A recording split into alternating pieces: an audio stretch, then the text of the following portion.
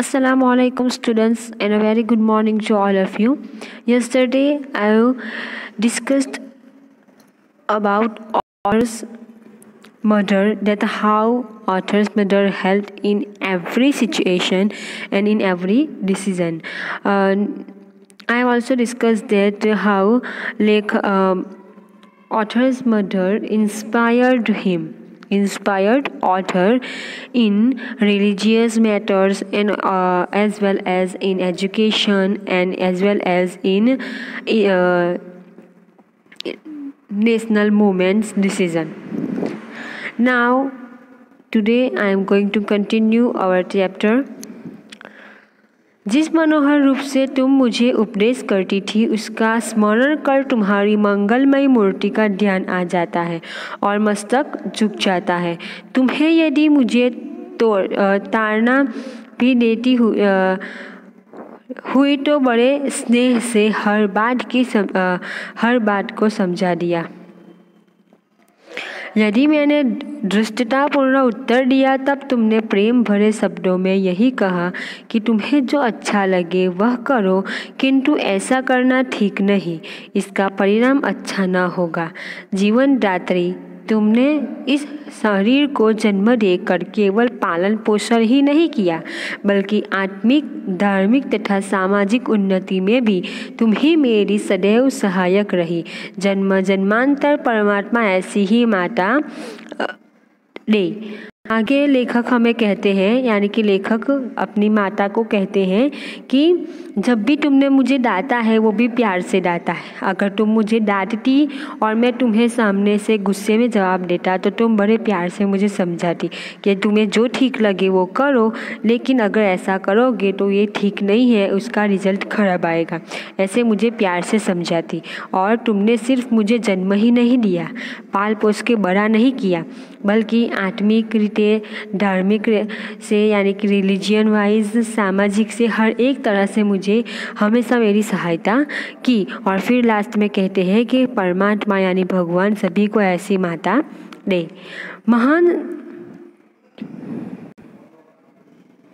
महान से महान संकट में भी तुमने मुझे अधीर नहीं होने दिया।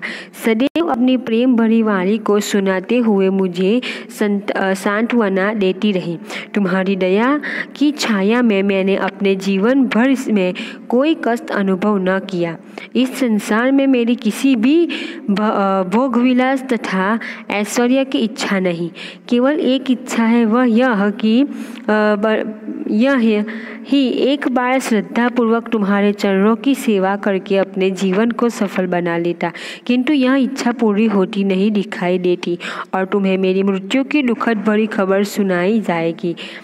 मुझे विश्वास है कि तुम यह समझकर धैर्य धारण करोगी कि तुम्हारा पुत्र माताओं की माता भारत माता की सेवा में अपने जीवन को बलि देवी की भेंट कर गया और उसने तुम्हारी कोई कोख कलंकित न की। अपनी प्रतिज्ञा पर डट रहा। जब स्वाधीन भारत का इतिहास लिखा जाएगा तो उसके किसी पृष्ठ पर उज्ज्वल अक्षरों में तुम्हारे भी नाम लिखा जाएगा। गुरु गोविंद सिंह जी की धर्मपत्नी ने जब अपने पुत्रों की मृत्यु की खबर सुनी तो बहुत प्रसन्न हुई थी और गुरु के नाम पर धर्म रक्षार्थ अपने पुत्रों के बलिदान पर मिठाई बांटी थी। जन्मदात्री वर को दी अंतिम समय भी मेरा हृदय किसी प्रकार विचलित न हो और तुम्हारे चरण कमल को प्रणाम कर मैं परमात्मा का स्मरण करता हुआ शरीर त्याग करो। तो स्टूडेंट्स, आगे जो लेखक है वो अपनी माता को कहते हैं कि तुमने हमेशा मुझे बड़े से बड़ी आपत्ति से, बड़े से बड़े संकट से बचाया है। तो मुझे सिर्फ एक ही बात है कि मुझे कोई भोग विलास यानी कोई फैसिलिटीज़ या कुछ नहीं चाहिए। मैं बस यही चाहता था, मेरी एक ही इच्छा थी कि मैं अपने जीवन में तुम्हारी सेवा कर पाऊँ, लेकिन मुझे नहीं लगता कि मेरा ये सपना पूरा होगा। क्यों लेखक ऐसा अपनी माता को क्यों कहते हैं? क्योंकि हमें मालूम है कि लेखक ने ये सब कुछ कब लिखा है, जब वो जेल में थे और उन्हें फांसी होने वाली थी। तो इसलिए लेखक कहते हैं कि मेरा ये सपना पूरा नहीं हो सकता है कि मैं तुम्हारी सेवा कर सकूँ।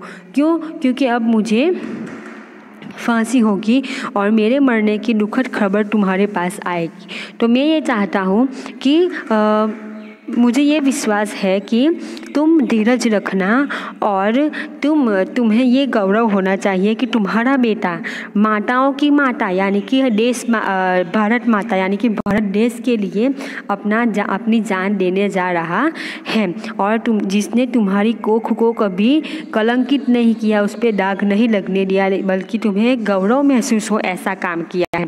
जैसे कि हमारे जो गुरु है गोविंद सिंह, उनकी धर्मपत्नी ने जब अपने बेटों की मृत्यु की खबर सुनी थी तो वो दुखी नहीं हुई थी, लेकिन उन्होंने सबको अंतिम समय में मिठाई बांटी थी बलिदान की खुशी में। तो तुम भी मेरे बलिदान पर खुश होना, ऐसा करके लास्ट में उनको प्रणाम करते हैं उनकी माता को और कहते हैं कि मैं परमात्मा का स्मरण करता हुआ शरीर त्याग करूं, यानी कि तुम्हें याद करता हुआ और परमात्मा को याद करता हुआ अपने अंतिम समय में यानी फांसी के वक्त मैं अपने शरीर को त्याग करूंगा। और ऐसे करके वो अपना लिखना बंद करते हैं और फांसी के 2 दिन पहले ऐसे जो अपनी आत्मकथा लिख रहे थे वो पूरी करते हैं। तो स्टूडेंट्स, ये थी लेखक की माता के बारे में हमारे लिए जानकारी की लेखक की माता कैसी थी और कैसे लेखक की माता ने लेखक को हमेशा सभी चीज़ों में सपोर्ट किया। तो ये था हमारा चैप्टर मेरी माँ।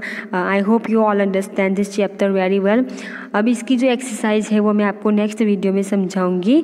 तो आज आपको जो चैप्टर फिनिश हुआ उसके बाद जो शब्दार्थ है वो अपनी बुक में लिखने हैं। Thank you very much.